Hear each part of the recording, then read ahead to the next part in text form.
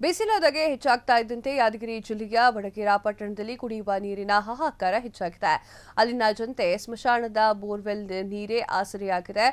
ಗ್ರಾಮಸ್ಥರು ಹಲವು ಬಾರಿ ಮನವಿಯನ್ನ ಮಾಡಿದ್ರೂ ಕೂಡ ತಾಲೂಕು ಪಂಚಾಯಿತಿಯ ಇಒ, ಪಿಡಿಒ ಇನ್ನಿತರ ಅಧಿಕಾರಿಗಳು ಮತ್ತು ಶಾಸಕರು ತೀವ್ರ ನಿರ್ಲಕ್ಷ್ಯವನ್ನ ವಹಿಸಿದ್ದಾರೆ ಅಂತ ರಾಜ್ಯ ರೈತ ಸಂಘ ಹಸಿರು ಸೇನೆಯ ವಾಸುದೇವ ಮೇಟಿ ಬಣದ ತಾಲೂಕು ಅಧ್ಯಕ್ಷ ವಿದ್ಯಾಧರ್ ಜಾಕಾ ಅವರು ಆರೋಪವನ್ನು ಮಾಡಿದ್ದಾರೆ. ಪಟ್ಟಣದ ವಾರ್ಡ್ 1 ಮತ್ತು 3 ಹಾಗೂ ಇನ್ನಿತರ ಬಡಾವಣೆಯಲ್ಲಿ ಸುಮಾರು ವರ್ಷಗಳಿಂದ ಕುಡಿಯುವ ನೀರಿನ ಸಮಸ್ಯೆ ಇದೆ. ನಮ್ಮ ರೈತ ಸಂಘದ ವತಿಯಿಂದ ಹಲವು ಬಾರಿ ಅಧಿಕಾರಿಗಳ ಗಮನಕ್ಕೆ ತಂದರೂ ಕೂಡ ಪ್ರಯೋಜನ ಆಗಿಲ್ಲ. ಕುಡಿಯುವ ನೀರಿಗಾಗಿ ಸರ್ಕಾರದಿಂದ ಕೋಟ್ಯಾಂತರ ಹಣ ಬಿಡುಗಡೆಯಾದರೂ ಕೂಡ ನೀರಿನ ಸಮಸ್ಯೆ ಮಾತ್ರ ಬಗೆಹರಿದಿಲ್ಲ. ಪ್ರತಿನಿತ್ಯ ಸ್ವಾಮಿ ವಿವೇಕಾನಂದ ಶಾಲೆಯ ಹತ್ತಿರವಿರುವ ಮತ್ತು ಮುಸ್ಲಿಂ ಸ್ಮಶಾನದಲ್ಲಿರುವಂತಹ ಬೋರ್ವೆಲ್ಗಳ ನೀರನ್ನ ತರಬೇಕಾಗುವಂತಹ ದುಸ್ಥಿತಿ ಎದುರಾಗಿದೆ ಅಂತ ಆಕ್ರೋಶವನ್ನು ವ್ಯಕ್ತಪಡಿಸಿದ್ದಾರೆ. ಸೂಕ್ತ ಕ್ರಮವನ್ನು ಕೈಗೊಳ್ಳಬೇಕು, ಇಲ್ಲಾಂದ್ರೆ ರೈತ ಸಂಘದ ವತಿಯಿಂದ ಉಗ್ರ ಹೋರಾಟವನ್ನ ಮಾಡ್ತೀನಿ ಅಂತ ಎಚ್ಚರಿಕೆಯನ್ನ ನೀಡಿದ್ದಾರೆ.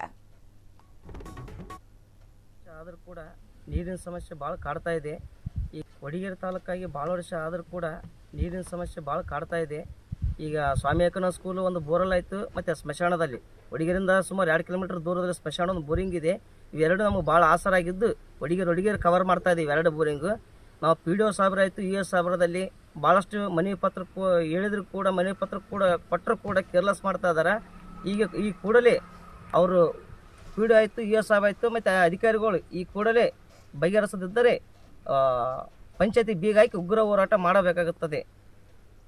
ಊರಾಗ ಎಲ್ಲಿ ಸುತ್ತ ಕುಡಿಯೋ ನೀರು ಎಲ್ಲಿಲ್ಲ, ಈ ಕುಡಿಯೋ ನೀರು ಎಲ್ಲಿ ಒಟ್ಟು ವಡಗೇರಾ ತಾಲೂಕೆ ಬಂತು, ಎಲ್ಲಿ ಸುತ್ತ ಕುಡಿಯೋಕೆ ನೀರಿನಿಲ್ಲ, ನಳಾಂತರ ಬರಂಗಿಲ್ಲ. ಎರಡು ಬೋಲ್ ಭಾಳ ಆಸರಾಗಿದ್ದು ನಮಗೆ ಒಂದು ಅನುಕೂಲ ಆಗಿದೆ. ಎಷ್ಟು ವರ್ಷಗಳಿಂದ ಸಮಸ್ಯೆ ಅದು? ಭಾಳ ಸುಮಾರು ಒಂದು 15-20 ವರ್ಷಗಳಾಯ್ತು. ಈಗ ಒಟ್ಟು ಕೇಳೇಬೇಡ. ಈ ಮನವಿ ಪತ್ರ ಕೊಟ್ಟಿದ್ದೀವಿ, ಅವು ಒಟ್ಟು ಕೇರ್ಲೆಸ್ ಮಾಡಕತ್ತಾರ. ಫೋನ್ ಹಚ್ಚಿದ್ರೆ ಎತ್ತಾ ಇಲ್ಲ, ರೆಸ್ಪಾನ್ಸಿಬಲ್ ಕೊಡ್ತಾ ಇಲ್ಲ.